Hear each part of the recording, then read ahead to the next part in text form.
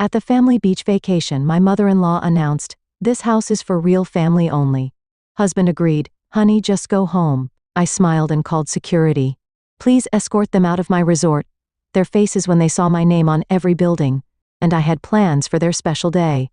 The text came while I was reviewing quarterly reports for my resort chain. "Remember to pack casual clothes for the beach house this weekend? Nothing fancy. It's just family." My mother-in-law's message, dripping with her usual condescension, made me smile. Is she only new? I'm Sarah Chin, 34, owner of the Sapphire Bay Resort Group. But my in-laws had no idea. They thought I was just their son, Michael's wife, who worked in hospitality. I'd never corrected their assumption. Let them believe I was a hotel receptionist if they wanted to. The truth was, I built my company from the ground up, turning struggling beachfront property into a luxury resort empire. 10 years ago, when I met Michael at a hotel management conference, I was already successful but preferred to keep a low profile. He worked in marketing for a mid-sized firm and was charming, kind, and seemingly different from his status-obsessed family. We fell in love, and I decided to maintain my privacy about my true position. "Let them get to know me for me," I told Michael. He agreed, though I sometimes caught him squirming when his family made snide remarks about my little job. The annual family beach vacation had always been a power play for my mother-in-law Regina. She'd rent the most expensive house at Sapphire Bay, my flagship resort, and spend the week reminding everyone that she was treating the family to this luxury. The fact that she was actually paying me for the privilege was a private amusement I kept to myself for 5 years. But this year was different. 2 months ago, I'd overheard Regina and my sister-in-law, Amanda, plotting during a family dinner. "It's time Michael traded up," Regina had said, not realizing I was approaching the kitchen. That Jessica from his office would be perfect. Her father owns half of downtown. Sarah's sweet, but she's just not our caliber. This beach trip is our chance to show Michael the difference between class and, well, you know. I quietly stepped back, my hand finding the resort keycard in my pocket. The master key with my name and title emblazoned on it. Maybe it was time for a different kind of vacation. Friday afternoon, I arrived at the beach house ahead of everyone else using my private access road. The staff, who knew exactly who I was, but were well trained in discretion, had everything prepared according to my specifications. I changed into a simple sundress, exactly the kind Regina would consider cheap, and waited. They arrived in a convoy of luxury cars, Regina leading the way in her Mercedes SUV. Michael kissed me hello while his mother surveyed the house with her usual proprietary air. Amanda trailed behind with her husband Tom and the new addition to their group, Jessica from Michael's office, wearing a designer swimsuit that probably cost more than Regina thought I made in a month. "Sarah, dear." Regina's voice carried that familiar false sweetness. "Help Maria with the luggage, won't you?" She gestured to their housekeeper, who was struggling with several expensive bags. "Actually," I smiled, "Maria can take the afternoon off. I've arranged for butler service for the house." Regina's eyes narrowed at my presumption. "And who," she asked acidly, "is paying for that?" "Oh, don't worry about it," I replied mildly. "It's taken care of." The afternoon proceeded according to Regina's obvious script. Jessica was seated next to Michael at every opportunity, while I was consistently relegated to the far end of the group. My husband, I noticed with growing disappointment, did nothing to stop it.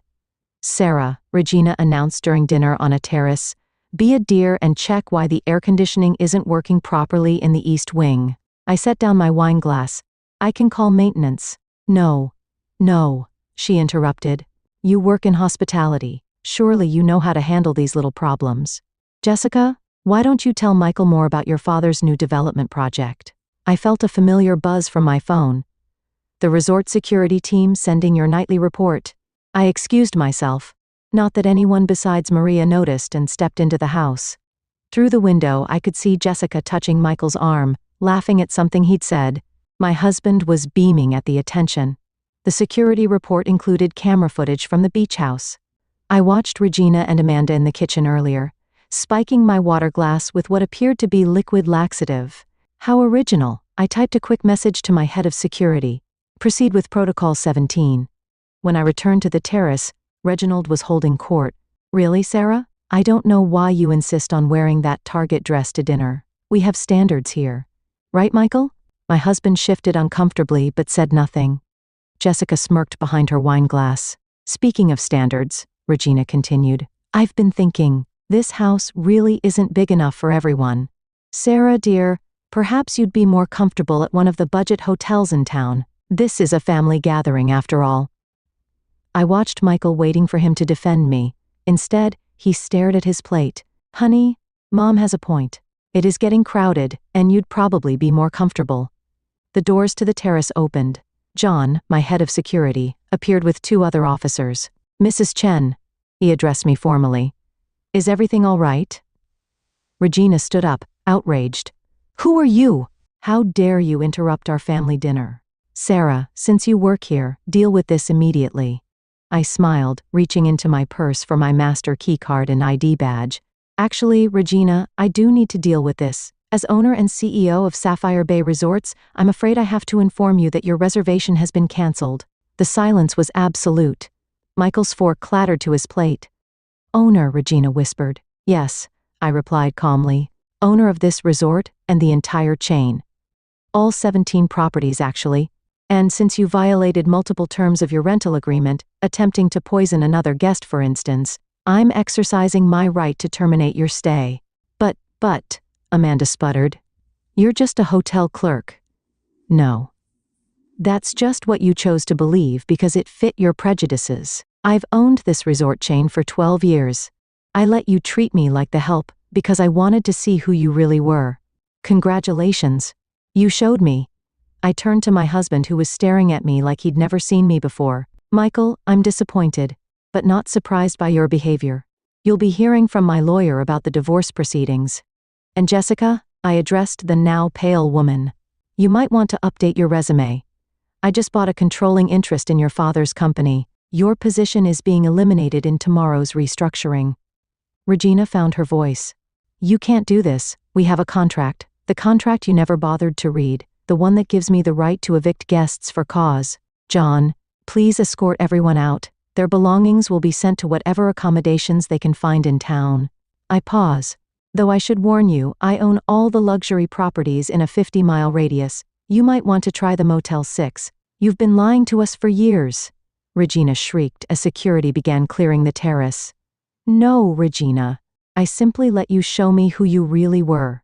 You never bothered to ask what I actually did, never showed any interest in my work or my life. You were too busy trying to replace me with someone you thought was better suited to your social status." I watched as they were escorted to their cars, Regina still protesting, Amanda in tears, Jessica trying desperately to make calls on her phone. Michael lingered. "Sarah, I didn't know. That's the problem, Michael. You didn't want to know. You were so worried about keeping your mother happy that you never stood up for your wife. Good luck with the divorce. Don't worry about a settlement. I've already transferred enough to your account to buy a small condo. Maybe your mother will let you live in her pool house." As their cars disappeared down the private drive, I turned to Maria who was watching with wide eyes. "Maria, I'd like to offer you a new position as head of housekeeping services for the resort with full benefits and triple your current salary, of course." The woman burst into tears of joy, hugging me. "Thank you, Mrs. Chen. I can't believe you let them treat you that way all these years." I smiled watching the sunset over my resort. Sometimes, Maria, the best revenge is simply letting people show you exactly who they are. "Now, shall we discuss your new duties over dinner? I believe we have a lovely meal going to waste." The video went viral 3 days later. Someone, probably one of the kitchen staff, had recorded Regina's meltdown as security escorted her off my property. The clip of her screaming, "But we're family." While being walked to her Mercedes racked up millions of views. Social media had a field day with the Beach House Boss Lady saga, particularly when someone dug up Regina's old Facebook post, bragging about treating the family to luxury vacations at Sapphire Bay. I watched the fallout from my private suite at the resort's penthouse, sipping coffee and reviewing acquisition proposals. My phone hadn't stopped buzzing since that night. Calls from Regina, Michael, Amanda, their friends, their country club associates, I blocked them all. The only call I took was from Jessica's father. "Mrs. Chen," he'd said, his voice carefully controlled, "I believe we need to discuss the recent changes in company ownership." "Mr. Bradford," I replied, "we certainly do. Particularly, your daughter's involvement in attempting to break up my marriage. I'm sure the board would be interested in those text messages between her and my mother-in-law." plotting to seduce my husband during a company-sponsored event. The silence on his end was delicious. Now I continued about that merger you've been pursuing with Henderson Group. I'm prepared to make it happen provided Jessica is relocated to your Singapore office immediately. That can be arranged. Wonderful. My lawyers will be in touch. The divorce proceedings move quickly. Michael's lawyer nearly choked when he saw my financial disclosures. The pronoun I'd insisted on, the one Regina had called unnecessary for someone of Sarah's position, proved invaluable. Michael got exactly what we'd agreed to, enough for a modest fresh start, nothing more. Regina's attempts at damage control backfired spectacularly. Her tearful interview with a local news station, claiming she'd been blindsided by her daughter-in-law's deception, prompted my PR team to release security footage of her attempting to spike my drink. The resulting headlines weren't kind. Mother-in-law's poisoning attempt exposed. Beach house drama continues. Amanda tried playing peacemaker, showing up at my corporate office unannounced. "Sarah, please," she begged. "Mom's a wreck. The country club is freezing her out." Her charity board asked her to step down. "Can't you make this all go away?" I looked up from my laptop where I've been reviewing plans for my newest resort acquisition. Coincidentally, the very property Regina had been bragging about booking for next year's family vacation. Make what go away, Amanda. The consequences of your actions, the truth about how you all treated me, or just the public embarrassment of being exposed. We didn't know who you were. That's exactly the point. You shouldn't have to know someone's net worth to treat them with basic respect. I turned my screen to show her the property listing. By the way, I just bought the Vista Del Mar Resort. Your mother might want to find a new venue for her annual "I'm Better Than You" vacation. The aftermath rippled through their social circle. Regina's carefully curated image as the family matriarch crumbled. Her friends, those same women who'd smirked at her subtle digs about her daughter-in-law's modest background, now whispered about her behind designer handbags. The irony of them doing so in my hotels wasn't awesome me. Michael attempted reconciliation exactly once. He showed up at my corporate office wearing the suit he bought for our wedding. "I miss you," he said, standing awkwardly in front of my desk. I was wrong. I should have stood up to them. Yes, you should have. I kept my voice neutral, but you didn't. Not once in 5 years. I didn't know you owned all this if I'd known. That's the problem, Michael. You needed to know I was wealthy to treat me with respect. It should have been enough that I was your wife. He left my office with slumped shoulders, finally understanding what he'd lost. Not my money. The prenup ensured he'd never had that. But my trust, my respect, and any chance of a future together. 6 months after the beach house incident, I hosted a charity gala at my flagship resort. The event raised millions for educational scholarships for hospitality workers. Maria, now my head of housekeeping services, gave a moving speech about opportunities and second chances. Regina tried to purchase a ticket. Her payment was refunded with a note. We reserved the right to refuse service. The media coverage was extensive. Business magazines that had once dismissed me as lucky or in the right place at the right time now praise my strategic brilliance in building my empire. A famous business journal wanted to profile me for their Women in Leadership issue. Looking back, I told the interviewer, "I'm almost grateful for how they treated me. It taught me valuable lessons about character, about how people behave when they think you're beneath them. I've incorporated those lessons into my company culture. Every employee from dishwasher to executive is treated with equal respect." The article went viral. Applications to work at my resorts tripled. I instituted a new hiring policy. Any hint of elitism or superiority in an interview was automatic disqualification. 1 year after the beach house incident, I received an invitation to Michael and Jessica's engagement party. Apparently, she'd returned from Singapore, and they'd reconnected. The venue, one of my competitors' hotels, the only luxury property in the area I didn't own. I sent a gift, a framed copy of the rental agreement from that fateful beach weekend, with a clause about behavior-based eviction highlighted. My note read, "Congratulations. May your new family treat each other better than your last one treated me." Regina, I heard, had sold her beach house.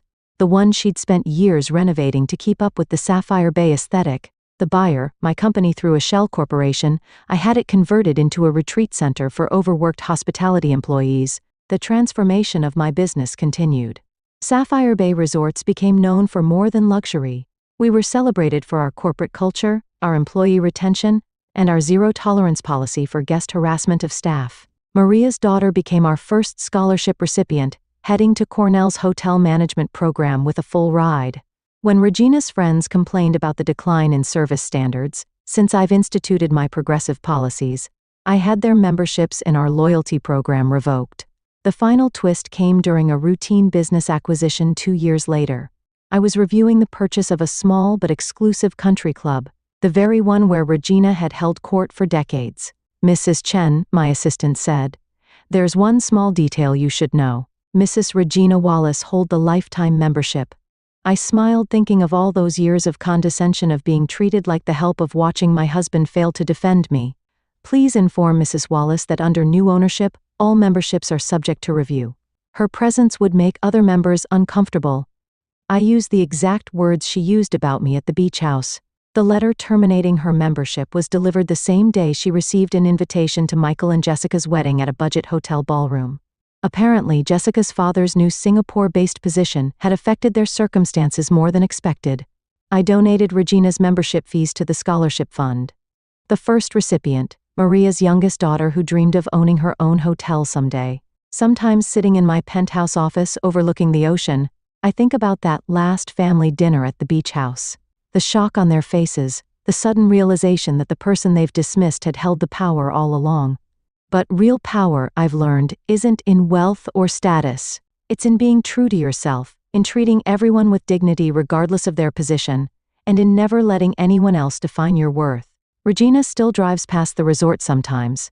I've seen her car slow down at the gates, seen her stare at the sign that bears my name. I wonder if she finally understands that her greatest mistake wasn't in underestimating my wealth, it was in underestimating my worth. The beach house where it all ended is now my favorite private retreat. I've kept one thing from that last dinner: the wine glass Regina tried to spike. It sits in a display case in my office, a reminder that success isn't just about making money.